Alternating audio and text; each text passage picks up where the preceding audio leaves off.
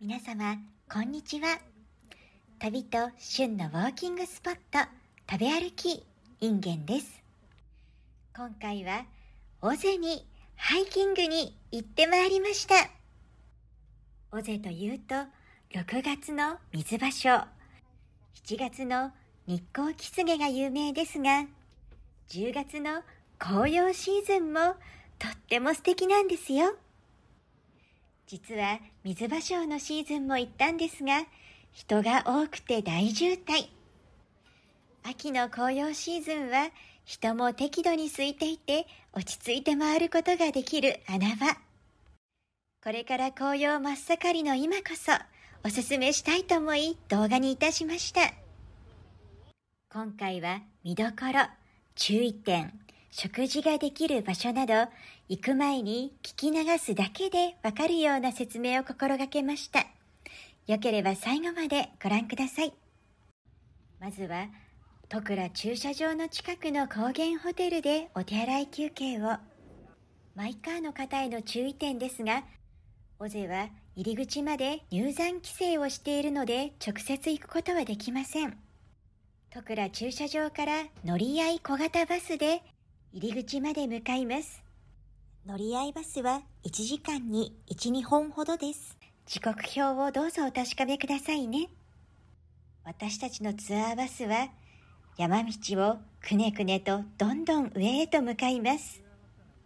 新宿から約3時間半、とうとう、じゃーん、尾瀬国立公園の入り口、鳩町峠へとやってまいりました。天気もよく素晴らしい景色、空気も澄んでいます。バスから降りた途端の一言は寒いでした。東京が28度あっても、こちらは最低気温4度から13度。そう、標高約1400メートルのところにあるのです。そのため脱ぎ着しやすい格好を4枚ほど持ってきたのですが、それでも涼しいと感じるほどでした。あったかい格好をぜひこれからの季節お持ちくださいね。今回のルートと所要時間を説明いたします。尾瀬はざっくりと群馬県、福島県、新潟県の3県にまたがっています。私は鳩町峠までバス、ここからスタート。よく映像で見る木道。あれは実は入り口から1時間ぐらい岩場を降りないと始まらないんです。1時間下るということは、帰りは1時間登るということ。最初から平面を歩くと思っている方、どうぞご注意くださいね。10月上旬に行った時は、紅葉が始まりかけていました。人も少なく、この通り、自然を楽しむにはベストシーズンです。まずはいわゆる映像などでよく見るコース、木道のために山の花ビジターセンターへ向かいます。山の花まで行けば、あとは雪解け水の沼などの周りをぐるりと一周する木道のコース。向かう途中にはベンチもあり、休憩も適宜できるようになっています。だいぶ下ると沢の音が聞こえてきました。うわー、水の透明度がすごい。橋を慎重に渡りながら見とれてしまいそう。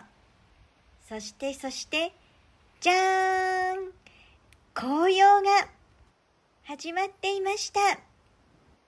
この動画を撮影したのは10月初旬。アップする頃、それ以降はきっと紅葉真っ盛り。どこかに行きたいなと思っている方、参考にしていただけたら嬉しいです。お役に立てますように。途中には熊よけの鈴がしっかりと鳴らすことといたします。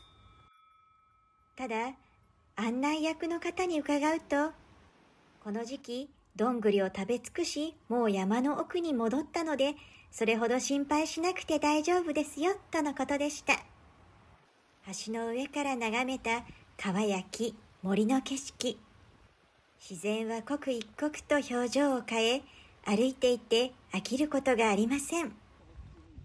おっちょこちょいな私ですが、今回は、足を踏み外すことなく川に落ちることなく川を渡りきりました。そして、じゃーん、山の花ビジターセンターに到着です。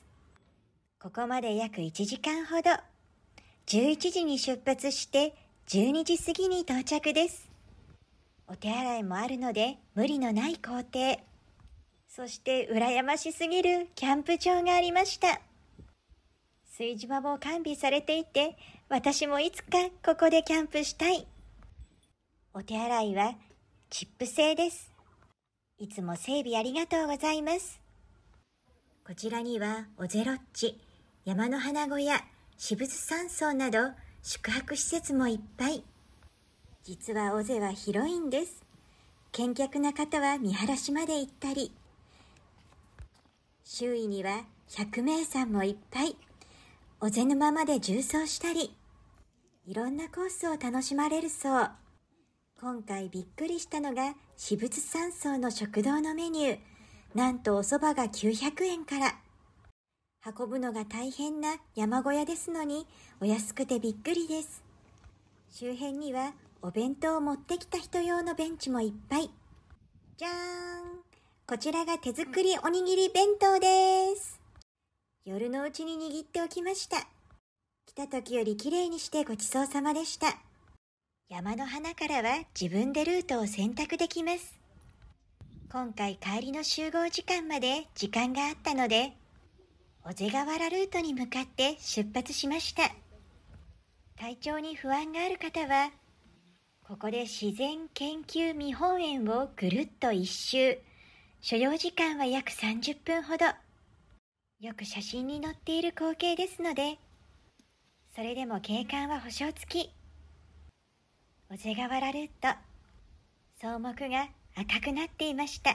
これを草紅葉というのですね。黄金色に輝く草が風に揺られてとても美しいです。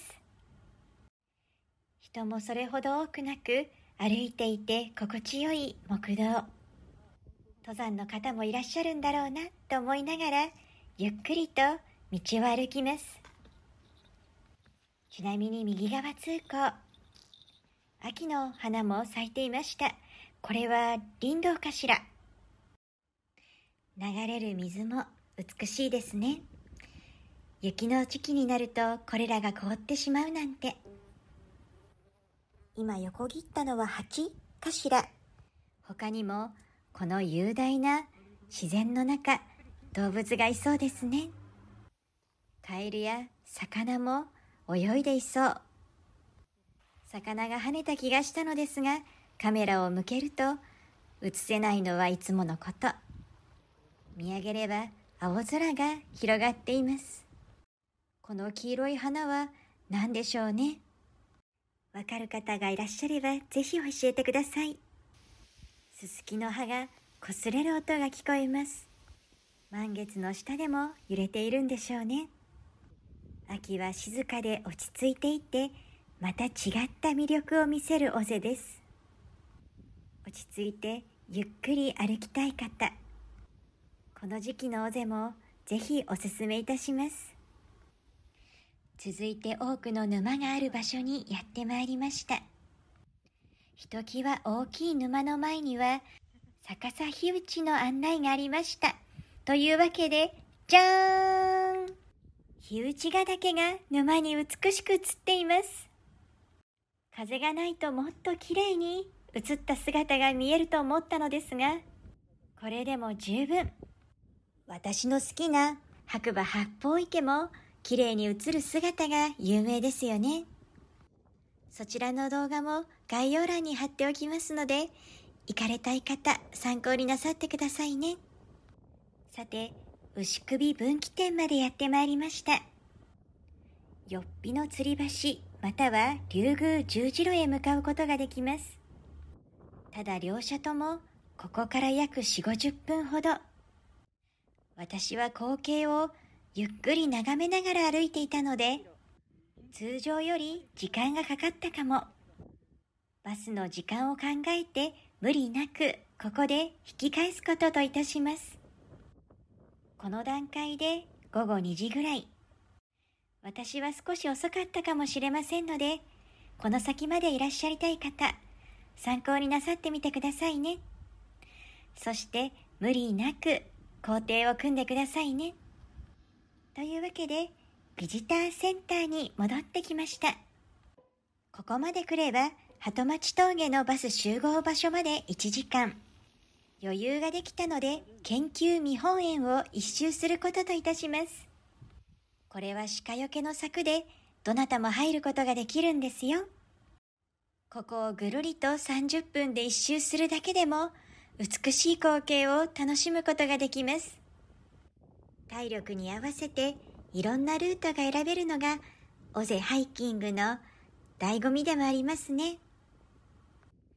木道は常にあちこち整備がされていて頭が下がります。そして水芭蕉のシーズンだけではなく、秋も穴場なんですよ。白樺の木の白が目に鮮やかですね。遊歩道はとても歩きやすいですよ。周囲にはキャンプ場も多いですし、そしてここから先は登山ルート。いつか登山にも挑戦したいな。3時過ぎには薄暗くなり始めていたので帰ることといたします。ヤマメかな？跳ねたのにまた撮影することができませんでした。